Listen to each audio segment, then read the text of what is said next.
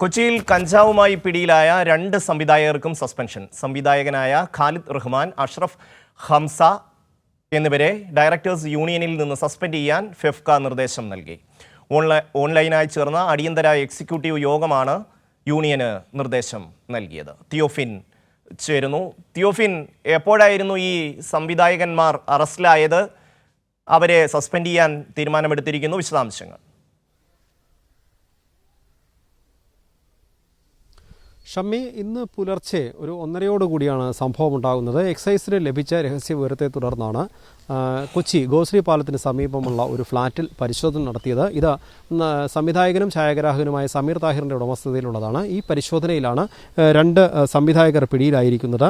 ഖാലിദ് റഹ്മാനും അഷ്റഫ് ഹംസയും രണ്ടും മുൻനിര സംവിധായകരാണ്. ഒരു പ്രമുഖ, അതായത് മലയാള സിനിമാ രംഗത്ത് മുൻനിരയിൽ നിൽക്കുന്ന 2 പേർ അത് കഞ്ചാവ് സഹിതം, ലഹരിമരുന്ന് സഹിതം പിടിയിലാവുന്ന സംഭവം ഇത് ഒരുപക്ഷെ ഇത് വളരെ പ്രധാന സംഭവത്തിൽ ഇത് രണ്ടാമത്തേതാണ്. നേരത്തെ ഇത്തരത്തിൽ, അതായത് പല കേസുകൾ, ആരോപണങ്ങളും എല്ലാം ഉയർന്നിട്ടുണ്ടെങ്കിൽ കൂടി ഈ ലഹരിമരുന്ന് സഹിതം പിടിയിലായ സംഭവം ഇതിനു മുൻപ് ഉണ്ടായിട്ടുള്ളത് ഷൈൻ ടോം ചാക്കോയുടെ കേസിൽ മാത്രമാണ്, കൊക്കൈൻ കേസിൽ. അതിനുശേഷം ഉണ്ടാകുന്ന ഒരു പ്രധാന കേസാണിത്.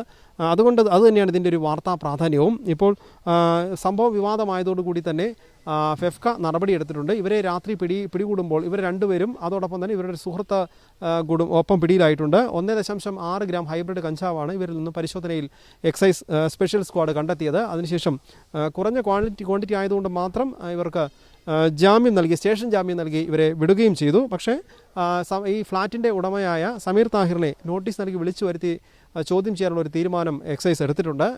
എക്സൈസ് വകുപ്പും സർക്കാരും വലിയ പിന്തുണയാണ് ലഹരിക്കെതിരെയുള്ള പോരാട്ടത്തിൽ നൽകുന്നത് എന്ന് എക്സൈസ് ഡെപ്യൂട്ടി കമ്മീഷണർ നമ്മളോട് പറയുകയും ചെയ്തിരുന്നു. എന്തായാലും ഈ തുടർന്നുള്ള അന്വേഷണം, ഏത് വഴിക്കാണ് ഇവർക്ക് കഞ്ചാവ് കിട്ടുന്നത്, അതായത് കഞ്ചാവ് സിനിമാക്കാർക്ക് എത്തിച്ചു നൽകുന്നതിൻ്റെ ഇടനിലക്കാരെക്കുറിച്ചും അതോടൊപ്പം ഈ കഞ്ചാവ് വരുന്ന ഉറവിടം ഏതാണെന്നതിനെക്കുറിച്ചുമാണ് ഏറ്റവും പ്രധാനമായും ഇനിയുള്ള അന്വേഷണം എന്ന് excise deputy commissioner TM Maju നമ്മളോട് വ്യക്തമാക്കുകയും ചെയ്തു. അത്തരത്തിൽ എന്തായാലും ഉറവിടം കണ്ടെത്താനുള്ളൊരു ശ്രമത്തിലാണ് എക്സൈസ്.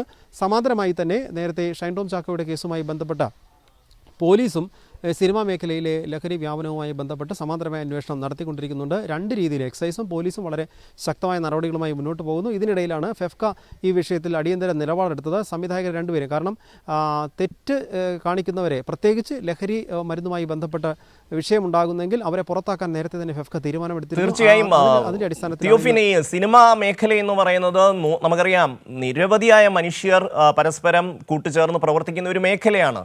അതിലേക്ക് ഒരു ഇടത്തുകൂടി ഇതിങ്ങനെ കടന്നു വന്നാൽ ആ മേഖലയെ ആകെ അത് ബാധിക്കും എന്നുള്ള കാര്യത്തിൽ സംശയമില്ല. അതുകൊണ്ട് തന്നെയാണ് സംസ്ഥാന സർക്കാർ ഈ കാര്യത്തിൽ കൃത്യമായ ഒരു നിലപാട് സ്വീകരിക്കുന്നതും. ഇവരെ എങ്ങനെയാണ് എക്സൈസിന് പിടികൂടാൻ കഴിഞ്ഞത്? എവിടെ വെച്ചാണ് ഇവർ അറസ്റ്റിലാകുന്നത്? എന്തൊക്കെയാണ് അതുമായി ബന്ധപ്പെട്ട, ഈ അറസ്റ്റുമായി ബന്ധപ്പെട്ട കാര്യങ്ങൾ? സമീർ താഹിറിൻ്റെ ഉടമസ്ഥതയിലുള്ള ഫ്ളാറ്റാണ്. ഈ ഫ്ളാറ്റിലുണ്ടായിരുന്നു. ഈ ഫ്ളാറ്റിൽ ലഹരി ഉപയോഗം നടക്കുന്നു എന്ന് ഒരു രഹസ്യവിവരം ലഭിച്ചതിൻ്റെ അടിസ്ഥാനത്തിലാണ് എക്സൈസ് സ്പെഷ്യൽ സ്ക്വാഡ് വന്ന് പരിശോധന നടത്തിയത്. ഫ്ളാറ്റ് വളഞ്ഞാണ് ഫ്ളാറ്റിനുള്ളിലെത്തി പരിശോധിച്ചത്. അവിടെ നിന്നും 1.632 ഗ്രാം ഹൈബ്രിഡ് കഞ്ചാവ്, അതോടൊപ്പം ഈ കഞ്ചാവ് പൊടിക്കുന്നതിനായി ഉപയോഗിക്കുന്ന ഒരു യന്ത്രം, കഞ്ചാവ് ഉപയോഗിക്കുന്നതിനായുള്ള മറ്റ് ഉപകരണങ്ങൾ, അത്രയും സാധനങ്ങളൊക്കെ കണ്ടെത്തിയിട്ടുണ്ട്. ഇതിൻ്റെ അടിസ്ഥാനത്തിലാണ് ഇവരെ അറസ്റ്റ് ചെയ്തത്. അളവ് കുറവ് എന്നൊരു കാരണം കൊണ്ട് മാത്രം, കാരണം അതിനൊരു നിയമ വശം കൊണ്ട് മാത്രമാണ് ഇവരെ ജാമ്യം നൽകി വിട്ടയച്ചതും. എന്തായാലും ചോദ്യം ചെയ്യൽ തുടർച്ചയായി ഉണ്ടാകും. ഇതിനുശേഷം ഇവർക്ക് കഞ്ചാവ് എത്തിച്ചു നൽകുന്ന സോഴ്സ് അത് ആരാണ് എന്ന ഇടനിലക്കാരനെ കുറിച്ച് സൂചന ലഭിച്ചിട്ടുണ്ടെന്ന് എക്സൈസ് പറഞ്ഞിട്ടുണ്ട്. എന്നാൽ കൂടുതൽ വിവരങ്ങൾ എക്സൈസ് വെളിപ്പെടുത്തിയിട്ടില്ല. കാരണം ഇതുമായി ബന്ധപ്പെട്ട് കൂടുതൽ വിശദമായ അന്വേഷണത്തിലേക്ക് പോകേണ്ടതുണ്ട്, ഉറവിടവും കണ്ടെത്തേണ്ടതുണ്ട്. പ്രധാനമായും ഉറവിടം കണ്ടെത്തുക എന്നതാണ് എക്സൈസ് ഇപ്പോൾ ലക്ഷ്യമിടുന്നത്. ഇത് ഉറവിടം കണ്ടെത്തി അവിടെ നിന്ന് വരുന്ന വഴികൾ അടയ്ക്കുക എന്നതാണ് പ്രധാനമായി എക്സൈസ് ഈ കേസിൽ ലക്ഷ്യമിടുന്നത്.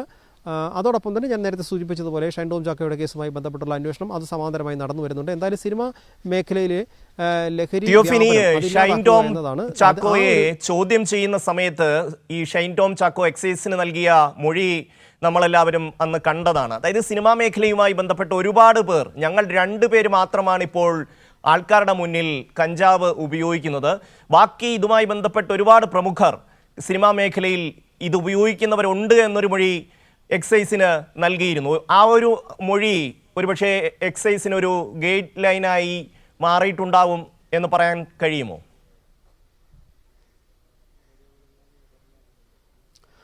ഷമ്മി, അതായത് നേരത്തെ തന്നെ, അതായത് സർക്കാരിൻ്റെ ഒരു നിർദ്ദേശത്തിൻ്റെ അടിസ്ഥാനത്തിൽ തന്നെ നമ്മുടെ സിനിമാ മേഖലയെ ലഹരിമുക്തമാക്കാനുള്ള ഒരു ലക്ഷ്യമുണ്ട്. ആ ലക്ഷ്യം ഇട്ടുകൊണ്ടുള്ള റെയ്ഡുകളും മറ്റുമൊക്കെ നടന്നു വരുന്നുണ്ട്. പക്ഷേ എല്ലാ സെറ്റുകളിൽ കയറി റെയ്ഡ് ചെയ്യുക എന്നൊരു സംശയം, അല്ലെങ്കിൽ അങ്ങനെ ഉണ്ടായേക്കുമെന്ന ഭയം കൊണ്ടാണ് നേരത്തെ സിനിമാ സംഘടനകൾ റെയ്ഡിനെ എതിർത്തത്. പക്ഷേ ഇപ്പോൾ ഒരു പക്ഷേ ഈ ആരോപണങ്ങൾ, അതായത് ലഹരി ഉപയോഗം സംബന്ധിച്ചുള്ള വാർത്തകളും കാര്യങ്ങളും മലയാള സിനിമാ മേഖലയെ വ്യാപകമായി ബാധിക്കുന്നു.